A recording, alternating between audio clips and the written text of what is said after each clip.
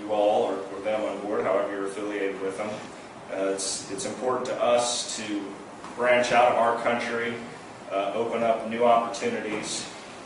Based on our research, statistics show that the price of electricity in the UK is double what the United States is.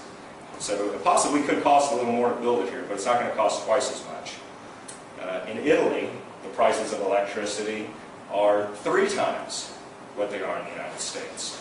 And we have relationships in Italy, which we're going to introduce to Steriwave. There's just some more things we've got to work through with them. But that could possibly be our first European projects, because they've done a lot of preliminary work and contractual put things in place. And if we're making 3 times the revenue that we are in our project, that means a payback within a year, which is pretty amazing.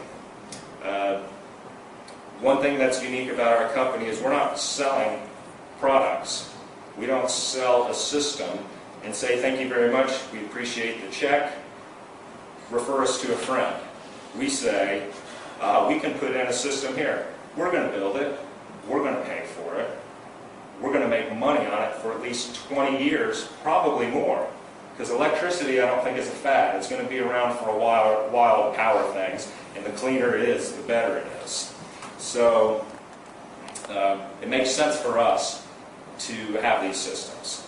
And the maintenance is very limited. It's like, how often do you have to call your refrigerator repairman to come over and fix your refrigerator? It's not really a big maintenance item.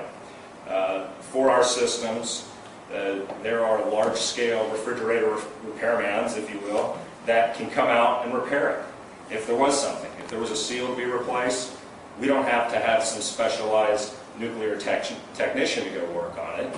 We just call a company that can come out and do maintenance on this type of device and fix it. Speaking of nuclear, with the current problems we've had in Japan with nuclear disasters and unforeseen incidences that can happen, as far as we're concerned, if we get hit by a tornado, we got to go fix some pipes, maybe upgrade a computer. There's no nuclear disaster, there's no cleanup.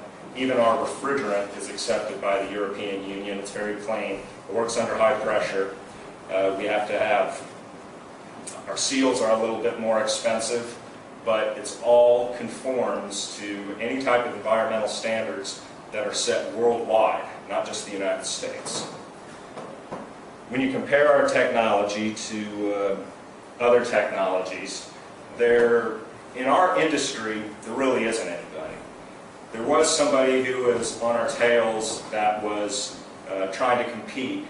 Their efficiency was about half of what ours was, and apparently they must have given up because General Electric bought them out. So I don't know if they bought them out to just let them sit there or what, but we know they haven't done their testing. So even if GE felt the need to buy out this technology, that tells us we're onto something.